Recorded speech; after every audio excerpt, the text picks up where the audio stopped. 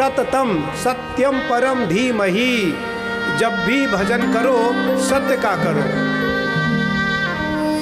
सत्य क्या है? ईश्वर। ब्रह्म सत्यम जगन मिथ्या, ब्रह्म सत्यम जगत मिथ्या। ब्रह्म सत्य है, बाकी सब। मोह निशा सम सोभ निहारा, देखिए सपन अनेक प्रकारा। जब व्यक्ति रात्रि में सो जाता है तो अनेक प्रकार के उसे स्वप्न दिखाई पड़ते हैं। मैं राजा बन गया, मैं इस राज्य का राजा बना, मेरे पास इतनी संपदा है, इतनी सेना है, इतने मेरे पास घोड़े हाथी और सैनिक हैं। जब प्रातः काल उठता है तो वो उसी अवस्था में स्वयं को झंझन दरिद्र पाता है। तो मोह निशा सम सोभ निहारा, देखिए सपन अनेक प्रकारा।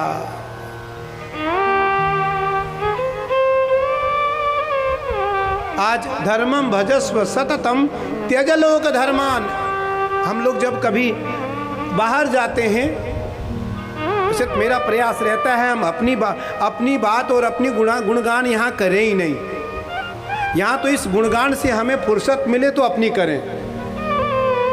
लेकिन जब हम लोग कहीं जाते हैं तो लोग कहते हैं महाराज ये क्या पहन रखा आपने, आप कुर्ता क्यों नहीं पहनते, आप सिले हुए कपड़े क्यों नहीं पहनते, आप जूते क्यों नहीं पहनते। अभी 5 दिन पहले मैं विदेश गया था, मैं वापस आया, सबसे मिला, सब ने मुझे यही कहा, आप खड़ाओं पे पहन के कैसे चलते हैं, आप ये कपड़े क्यों पहनते हैं, हम आपको सिलवा देते। उनको लगता है मेरे पास है नहीं, वो मुझे देना चाहते हैं। आपको इस लोक धर्म से उठना पड़ेगा। कौन क्या कहता है कहने दो, कि वाह वारे मौज फकीरा दी, वाह वारे मौज फकीरा दी, वाह वारे मौज फकीरा दी, वाह वारे मौज। लोक धर्म का त्याग करना पड़ेगा आपको भजन के लिए। इसीलिए कहा गया है हम जब उपासना करते हैं तो उस समय सिले हुए कपड़े को वर्जित किया जाता है और कटी वस्त्र धारण करते हैं सन्यासी। घुटने से 4 अंगुल नीचे, घुटने से 4 अंगुल नीचे या रेशम के कपड़े होते हैं या सिल्क के कपड़े होते हैं, जिससे कि वो कपड़ा अपवित्र ना हो और वो कपड़े कटी वस्त्र हो। तो त्यज लोक धर्मान। गोकर्ण जी कहते हैं सेवस्व साधु पुरुषान, साधु पुरुषों की सेवा करें। सेवस्व साधु पुरुषान जहि काम तृष्णान। धन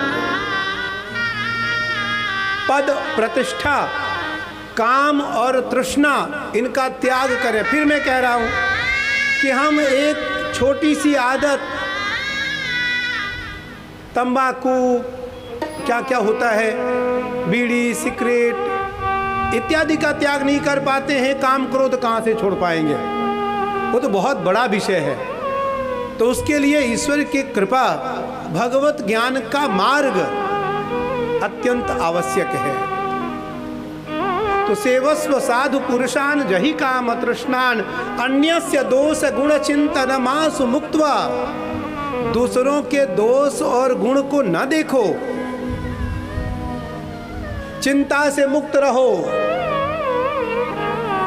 फीकर सबको खा गई, फीकर सबका पीर, फीकर सबको खा गई, फीकर सबका पीर, फीकर का जो फांकी करे वाको नाम फकीर। सबको किसने ग्रसित कर रखा है? चिंता ने। तो चाह गई चिंता नसी, मनमा बेपरवाह, जिसको कछु नहीं चाहिए सोई साहनशाह। शहंशाह कौन है? जिसको कुछ नहीं चाहिए, परमात्मा से भी कुछ नहीं चाहिए। कबीर जी ने कहा कि यदि मैं काशी में मरता हूँ और मुझे मुक्ति मिलती है तो इसमें महादेव की कौन सी कृपा मेरे ऊपर। मैं मगहर में मरूं और महादेव मुझे मुक्ति दे तो मैं महादेव की कृपा समझूं। तो कबीरा यदि काशी मरे मुक्ति करतल होय। इसमें कौन सी बड़ी बात है? कास्या मरणान मुक्ति, काशी में मरने वाला हर प्राणी मुक्त होता है। वो कारण अकारण, कारण अकारणे न कास्या मरणान मुक्ति ही। कारण और अकारण काशी में किसी की मृत्यु हो तो वो तो मुक्त होगा ही, लेकिन काशी से इतर कोई मरे और उसको मुक्ति मिलता है, मुक्ति उसके करतल होती है, तो महादेव की निहोर है। एक दिन की छोटा सा दृष्टांत है। अच्छा चलो, कल से आज तक हमने कोई दृष्टांत ही नहीं बोला। मैं एक दृष्टांत आपको शास्त्र संबद्ध दृष्टांत सुना देता हूँ। हमारे जैसे एक युवा सन्यासी कबीर के पास पहुंचा और कबीर जी से जाकर के पूछा, महाराज आप ये बताओ कि आपसे भजन हो पाता है? कबीर ने कहा हो पाता है। आप कैसे भजन कर पाते हैं? आपकी तो पत्नी है और बहुत सारे कार्य हैं, आप कुछ छोटे छोटे व्यवसाय भी करते हैं।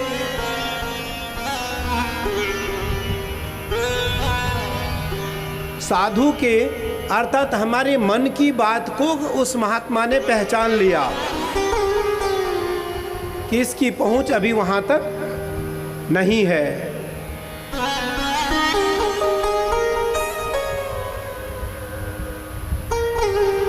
उस साधु ने अपनी पत्नी से कहा कि दीपक ले आओ, दिन में दीपक जला करके ले आओ।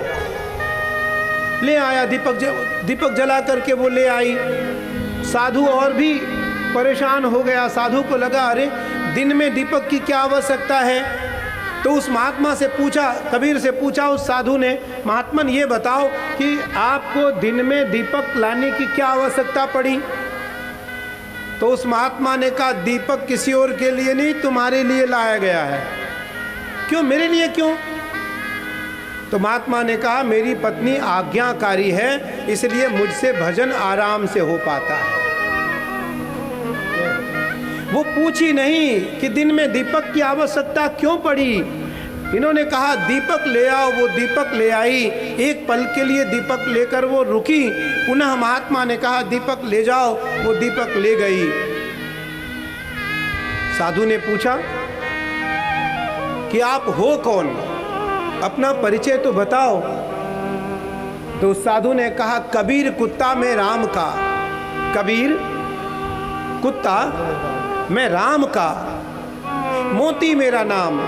कबीर कुत्ता मैं राम का, मोती मेरा नाम, गले बिच डोरी प्रेम का, जित खींचे तित जाओ।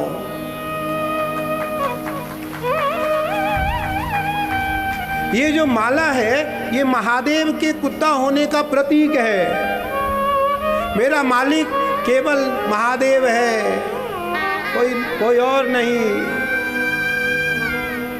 और आपने सुना होगा, देखा भी होगा या सुना होगा, जो महानगर हैं देश में जितने, उन महानगरों में जो फालतू कुत्ते हैं उसको नगर निगम और नगर पालिका के लोग पकड़ करके ले जाते, उठा करके ले जाते। लेकिन जिस कुत्ते के गले में पट्टा होता है उसको नगर निगम और नगर पालिका और महानगर पालिका के कोई कर्मचारी छूता नहीं। सबको पता है FIR हो जाएगा, फिर हरीश भैया, पद्म भैया, राकेश भैया से सिफारिश होगी कि कैसे भी छुड़वा दो, ये मुकदमे खत्म करा दो। तो भैया हमारे गले में जो पटका है, ये हमारे गले में जो पट्टा है, ये महादेव का प्रतीक है। ये रुद्राक्ष आभूषण नहीं है, रुद्राक्ष ये शोभा नहीं है, ये रुद्राक्ष हमने दिखाने के लिए धारण नहीं किए हैं। ये मोक्ष का कारण है। कारण अकारण यदि मेरी मृत्यु होती है तो यमराज मुझे स्पर्श नहीं कर सकता है, यमराज मुझे छू नहीं पाएगा। महादेव के गण त्रिशूल ले करके, दंड ले करके आ जाएंगे। खबरदार, ये महादेव का सेवक है, इसको तुम स्पर्श नहीं कर सकते हो, तुम इसे छू नहीं सकते हो। अभी कथा आने वाली है आगे कि भगवान के भक्तों को कलयुग अधर्म और धर्मराज या यमराज के दूत कभी स्पर्श नहीं करते।